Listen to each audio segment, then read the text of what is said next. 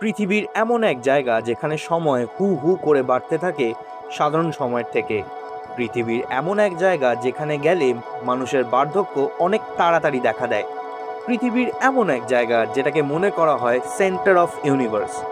অনেকের মতে এই পর্বত নাকি আগেকার কোনো উন্নত সভ্যতার দ্বারা তৈরি। এখন মনে প্রশ্ন আসে, এমন জায়গা পৃথিবীতে সত্যি কোথাও আছে নাকি? আছে। আমাদের পড়শি দেশ চীনের অটোনমাস রিজিয়ন তিব্বতে অবস্থিত কৈলাস পর্বত।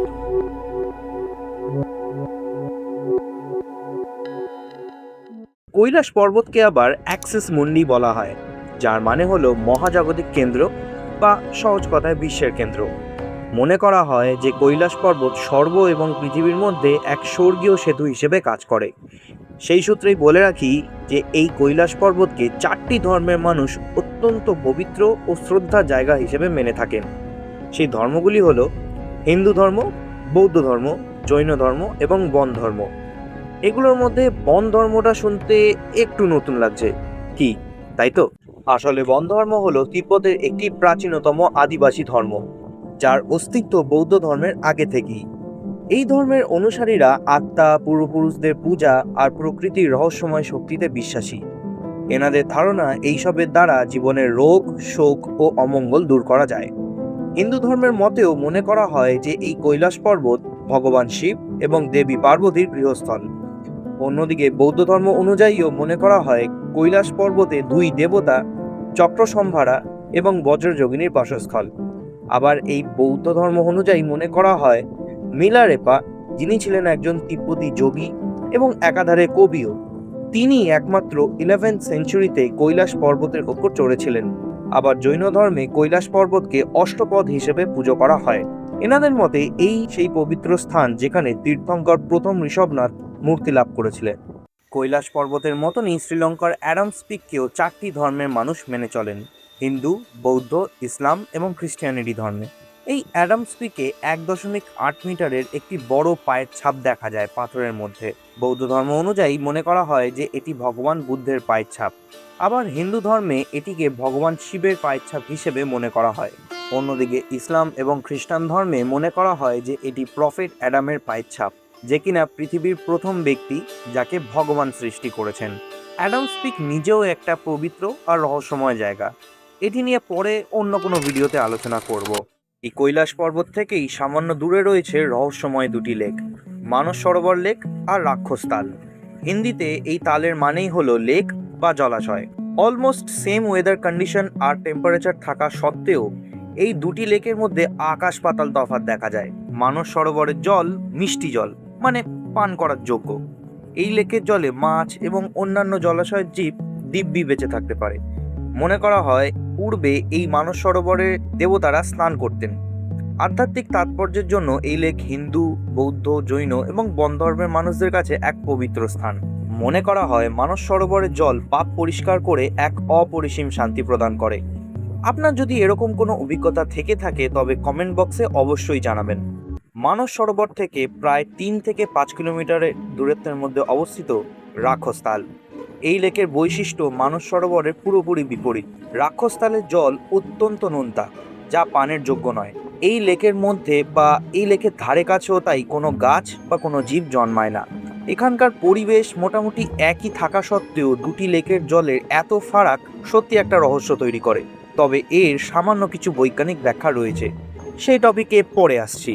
কৈলাস পর্বত প্রসঙ্গে রাশিয়ান এক্সপ্লোরার আর্নস্ট মুলদাশেভের রিসার্চ বেশ কন্ট্রোভার্সিয়াল। সাধারণত ইনি একজন বিখ্যাত রাশিয়ান চক্ষু বিশেষজ্ঞ এবং লেখক। এনার বেশ কিছু মতবাদ আছে কৈলাস পর্বত নিয়ে, কেননা একসময় তিনি এবং তার টিম বেশ কিছু রিসার্চ করেন আর তথ্য সামনে আনেন যা আজও বিতর্কিত।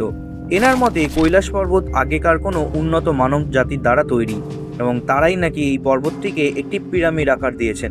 ভাবলেও সত্যি অবাক লাগে। মুল্লাশেব আরও বলেন যে এই কৈলাস পর্বতের ভেতরে নাকি সমুতি গুহা রয়েছে, যেই গুহার ভেতরে সেই প্রাচীন মানুষেরা এখনও ধ্যানে মগ্ন রয়েছেন। এছাড়া মুলদাশেভ কিংবা বাকি অন্যরাও এই মন্তব্য করেন যে কৈলাস পর্বতে গেলে সময় নাকি হু হু করে বাড়তে থাকে। কৈলাস পর্বতে যারা গিয়েছেন তাদের অনেকেই মনে করেন সেখানে 12 ঘন্টা সময় কাটালে অন্য কোথাও সেটা 2 সপ্তাহ কেটে যাওয়ার সমান।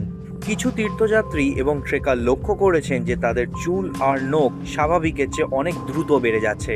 যেখানে সাধারণত কয়েক সপ্তাহ সময় লাগে, সেখানে মাত্র অর্ধেক দিনের মধ্যেই তা হয়ে যাচ্ছে। কিন্তু কিছু রিপোর্ট এই ব্যাপারটির একটা বৈজ্ঞানিক ব্যাখ্যা দিয়েছে। সেই রিপোর্ট অনুযায়ী কৈলাস পর্বতের কাছাকাছি একটা শক্তিশালী ম্যাগনেটিক ফিল্ড কাজ করে। মনে করা হয় এই শক্তিশালী ম্যাগনেটিক ফোর্সের জন্যই মানুষের শরীরে নানা রকম পরিবর্তন দেখা দেয়। এই শক্তিশালী ম্যাগনেটিক ফিল্ডের জন্যই মানুষের শরীরের কোষের বৃদ্ধি অনেক দ্রুত বেড়ে যায়। এই কোষ বৃদ্ধির দ্রুততার জন্যই মানুষের শরীরে চুল এবং নখ খুব কম সময়ের মধ্যে দ্রুত বৃদ্ধি পায়। যদিও এই বিষয়টার উপর এখন আরও অনেক গবেষণার প্রয়োজন আছে। এখনো পর্যন্ত এই বিষয় নিয়ে কোনো অকাট্য প্রমাণ বিজ্ঞানীদের কাছে নেই।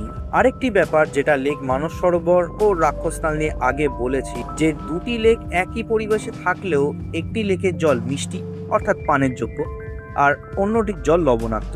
এরও একটা কিঞ্চিত ব্যাখ্যা পাওয়া যায়। দেখুন, মানস সরোবরের উচ্চতা মোটামুটি প্রায় 4600 মিটারের কাছাকাছি, আর অন্যদিকে রাক্ষসতালের উচ্চতা মোটামুটি প্রায় 4575 মিটার। অর্থাৎ মানস সরোবরের উচ্চতা সামান্য একটু বেশি। তাই অনেক সময় মানস সরোবরের জল রাক্ষসতালে এসে পড়ে, আর এই দুই লেকের যোগসূত্রের নাম হলো গঙ্গাছু। সেই সঙ্গে মানস সরোবর লেকের জলের লবণ বা খনিজগুলো রাক্ষসতালে গিয়ে পড়ে, তাই মানস সরোবরের জলে লবণ আর খনিজের সমতা বজায় থাকে, তাই সেই জল পান করা যায়। কিন্তু অন্যদিকে রাক্ষসতাল একটি ল্যান্ডলক লেক, মানে এই জল কোথাও যেতে পারে না। তাই এই জন্য এই লেকের জলে লবণ বা খনিজের পরিমাণ স্বাভাবিকের তুলনায় বেশি থাকে। তাই এই রাক্ষসতালের জল অত্যাধিক লবণাক্ত হয়, যা পানের অযোগ্য। এটা তো তাও দুটো আলাদা লেক, জলের প্রকৃতি ভিন্ন রকম। কিন্তু কাজাখস্তানের লেক বালখাস এমন এক লেক যেখানে লেকের পশ্চিম দিকের জল পরিষ্কার অর্থাৎ পানের যোগ্য, কিন্তু পূর্ব দিকের জল নোনতা। মানে একটাই লেকে দুটো ভিন্ন জলের প্রকৃতি। খানিক এরকমই আবার ফিলিপিন্সের বারাকুডা লেকও এমন এক অদ্ভুত লেক যার উপরিভাগের জল একদম সুন্দর পানের যোগ্য জল, কিন্তু লেকের 14 মিটার বা আরও গভীরে গেলে জলের টেম্পারেচার প্রায় 40 ডিগ্রি সেলসিয়াসের কাছাকাছি চলে যায়। সেই সঙ্গে জলের স্বাদও হয়ে যায় নোনতা। তাহলে এটা বোঝাই যাচ্ছে যে মানস সরোবর এবং রাক্ষসতালের থেকেও অদ্ভুত লেক এই বিশ্বে বিরাজমান। আর রইল কথা কৈলাস পর্বত না চড়ার। দেখুন, চীনের খাওয়া কার্প পর্বতও আজ অবধি কেউ জয় করতে পারেনি। এই দুটি পর্বতের মধ্যে মিল যেটা দেখা যায় যে এই দুটি পর্বতের আকারই পিরামিডের মতো, আর এই পর্বতগুলোর ঢাল অত্যন্ত খাড়া। অনেকেই মনে করেন এই পর্বতগুলো জয় না করতে পারার এই আকারই বড় কারণ। লেজেন্ডারি মাউন্টেনিয়ার রেইনহল্ড মেসনার, যে কিনা নিজের জীবনে এমন 14টি পাহাড় চড়েছেন যাদের সবকটির উচ্চতা 8000 মিটার বা তার বেশি, আর ইনি হলেন সেই ব্যক্তি যিনি মাউন্ট এভারেস্ট জয় করেছেন সম্পূর্ণ একা, কোনো সঙ্গী ছাড়াই, আর সেই সাথে কোনো সাপ্লিমেন্টাল অক্সিজেন ছাড়াও।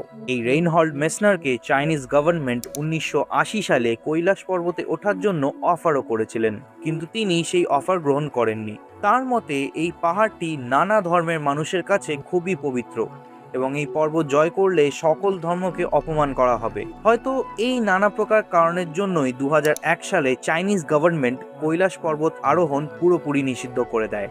এই কৈলাস পর্বত হয়তো আমাদের এটাই শিখিয়ে দেয় যে পৃথিবীতে সব জিনিসের সম্পূর্ণ ব্যাখ্যা থাকা জরুরি নয়, সম্মান এবং যত্ন থাকাটাই শ্রেয়। সেরকমই আমাদের শরীরের যত্ন নিতে ভুয়ো বা জাল ওষুধ কিভাবে বাধা দিচ্ছে সেই নিয়ে আমি এই ভিডিওতে আলোচনা করেছি, আপনারা চাইলে দেখতে পারেন। আপনার সাথে ওখানেই দেখা হবে। Stay safe, stay healthy. জয় হিন্দ।